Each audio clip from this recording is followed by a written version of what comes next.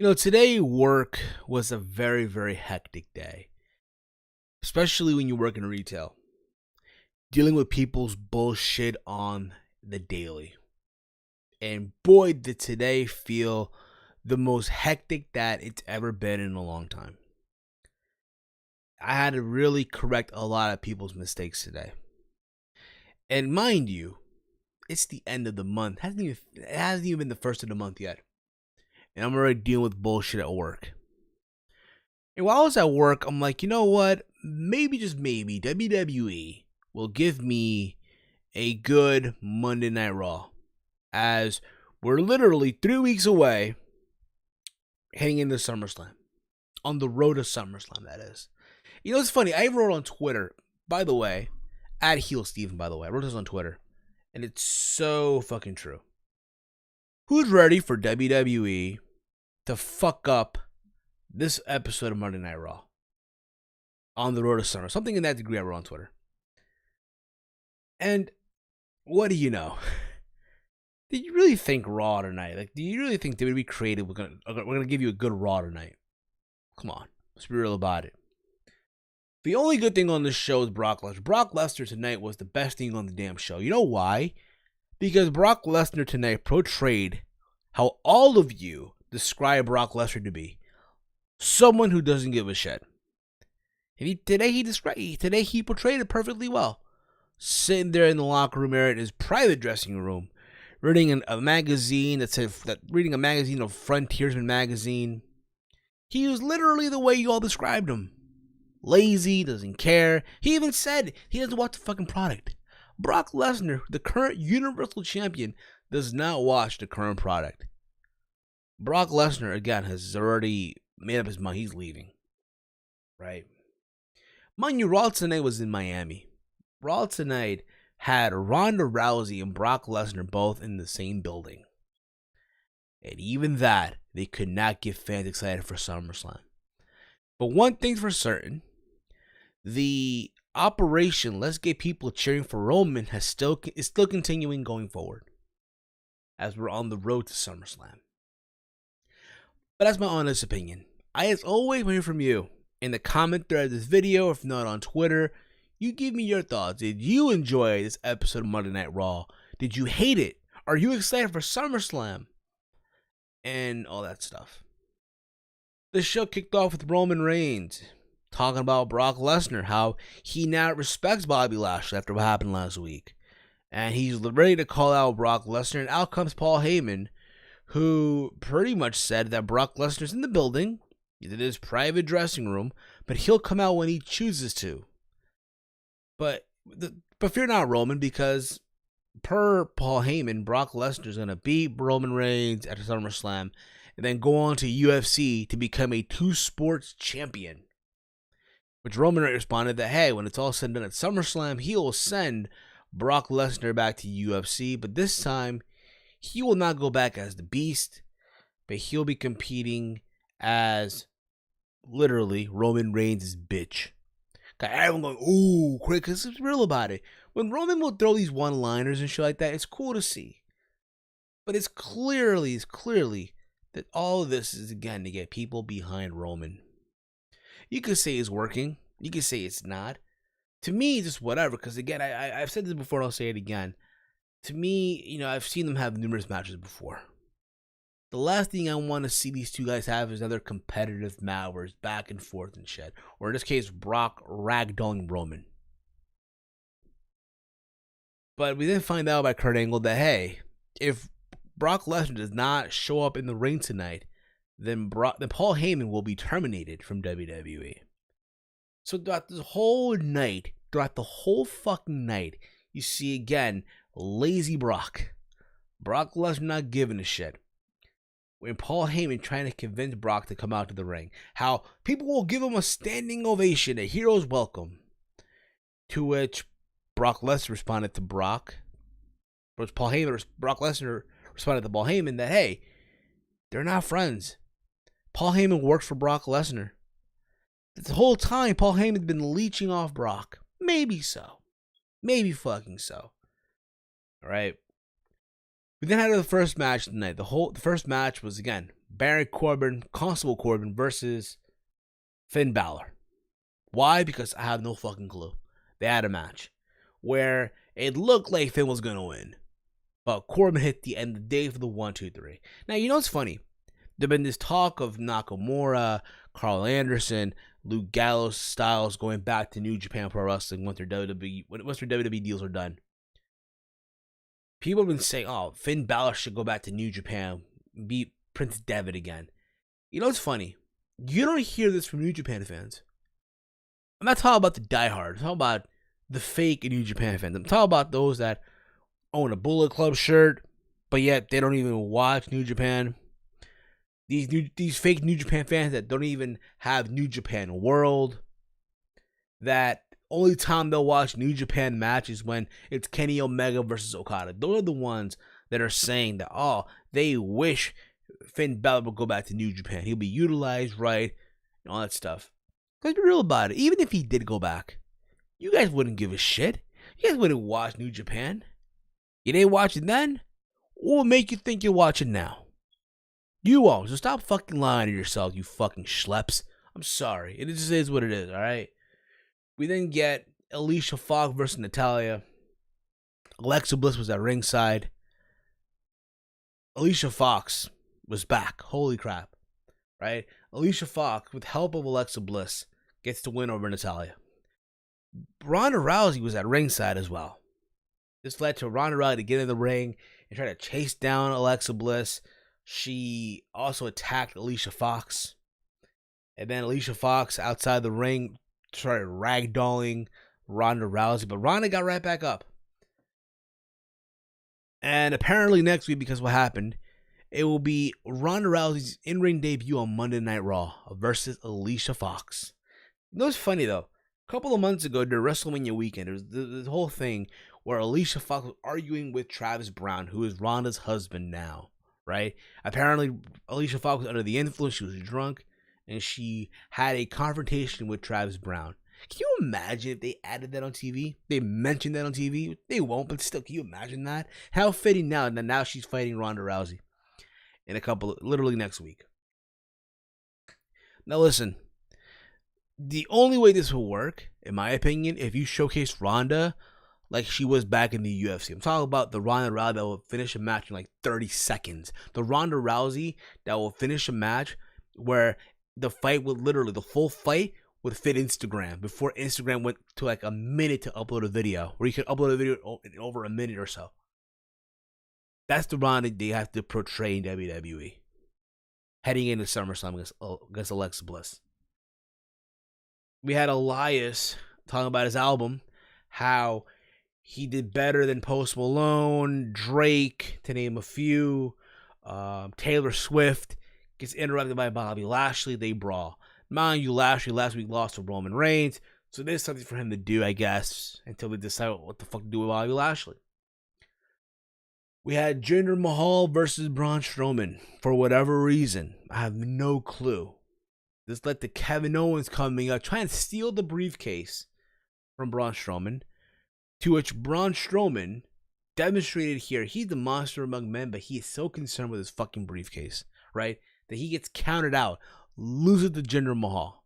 Jinder Mahal, the same guy that was chanting Shanti and Shanti, beats Braun Strowman via countout. Fucking countout. To which then Braun got his briefcase back and then attacked, I want to say, Sunil Singh, and I guess also Jinder Mahal in the process. Anything, I guess, to get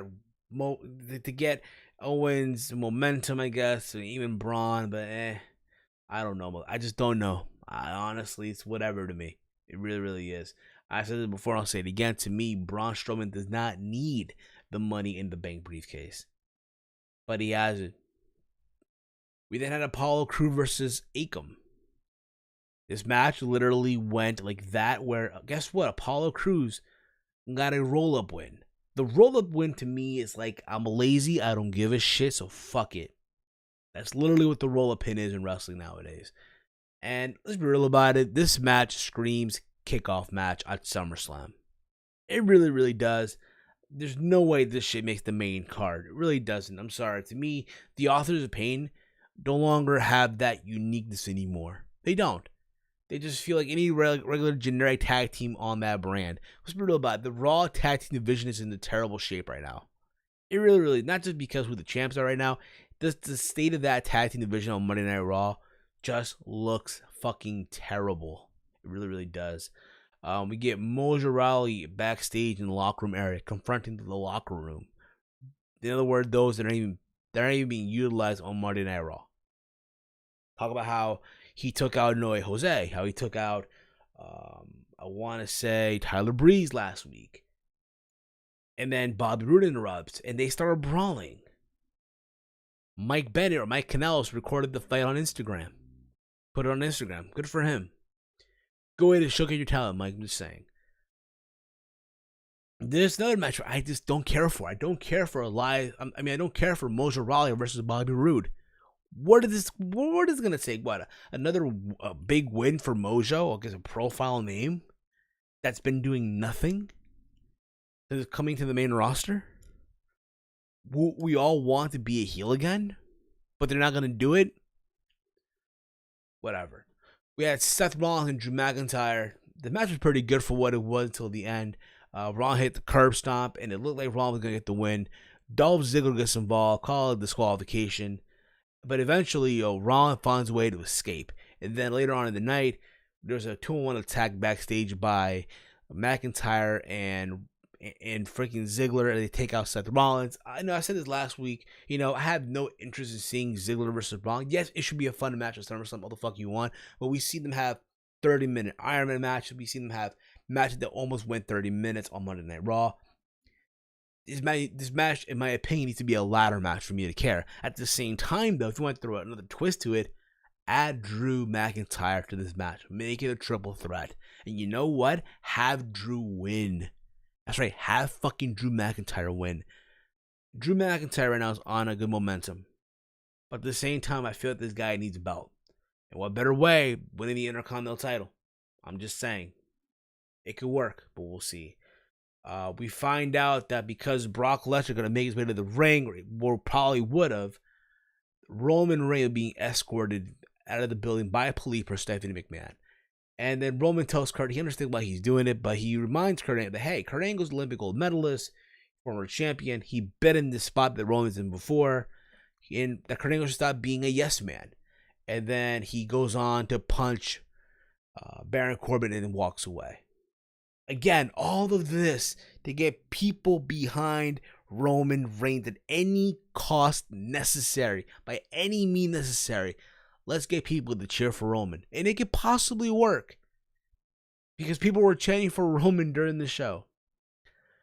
We get an interview segment with the B Team by Charlie Caruso, who, apparently per the B Team, per Bo Dallas, the B in B Team stands for Dream.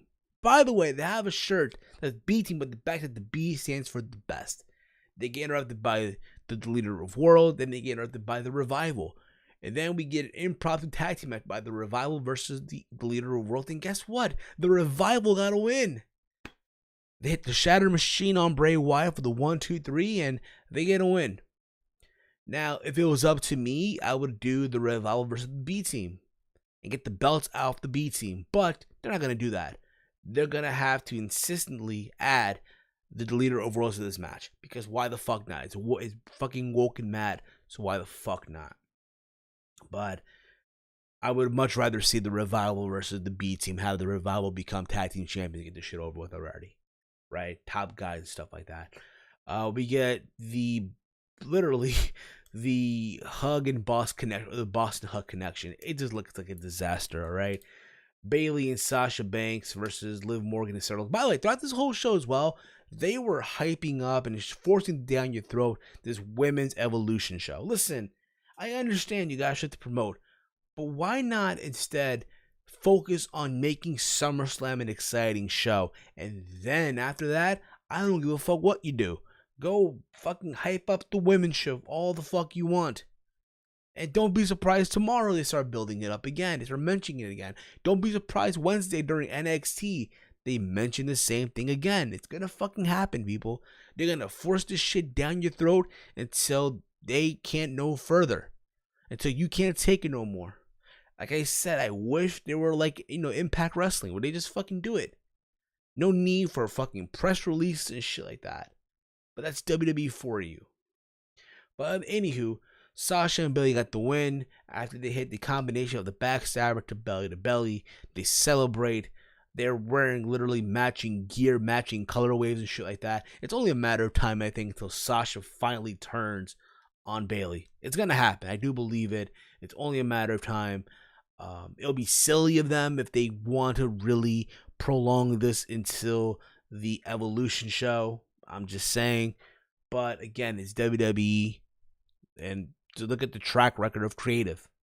This show, again, was so bad that they deserve to swim to the next town. Not even take a rental car. Not even take an Uber. They should be arrested. This show tonight was an abomination. Should be a crime. Just saying. We then get the final segment of the show. Was Brock Lesnar gonna appear? So Kurt Angle comes out with Baron Corbin. They call out Brock. Paul Heyman comes out and he says that Brock Lesnar will not come out. And Kurt Angle literally starts screaming at Paul Heyman how the Universal Champion should be a good role model, should come out here every single time he's needed, defend the championship against all costs, should be all about the charity.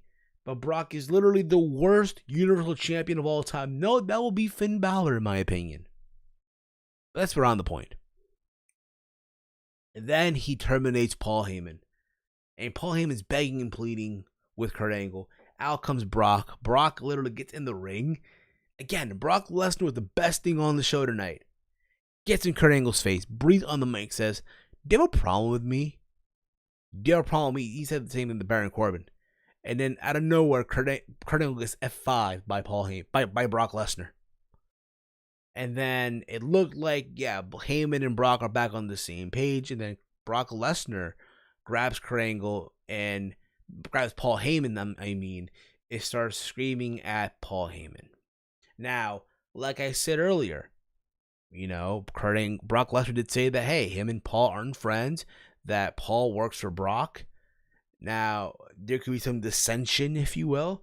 And again, knowing WWE and how they operate, who's to fucking say they put, by the end of SummerSlam, Roman Reigns as the next Paul Heyman guy? Not that he would need it. He wouldn't really need it, but fuck. It's WWE for you.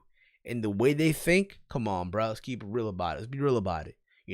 Again, WWE right now, after this recording, they have 2 fucking weeks to get people excited for SummerSlam with Monday Night Raw. And they're still struggling. I feel like they're confused right now. I feel like they are, But again, Brock Lesnar was the best thing on the fucking show. Everything else just felt underwhelming, felt skippable. In other words, it sucked. It fucking sucked. I'm sorry. There's no other way to put it. But that's my honest opinion on the Flowers. I want to hear from you guys, your thoughts tonight on the comment thread of this video, or on Twitter at HeelSteve, your thoughts on this week's episode of Monday Night Raw for July 30th, 2018. Follow me on Twitter at HeelSteven. Make sure like all my videos. And I'll be back tomorrow for the SmackDown Live review and all that fun stuff. And as always, hate, comment, and subscribe. Until next time on the Flowers, it's me, it's Steve. I'm tired as all shit. I gotta work a couple hours. I'm out, y'all. Peace. God damn it, yo. God damn it. Brock Lesnar not giving me the fuck. God damn it.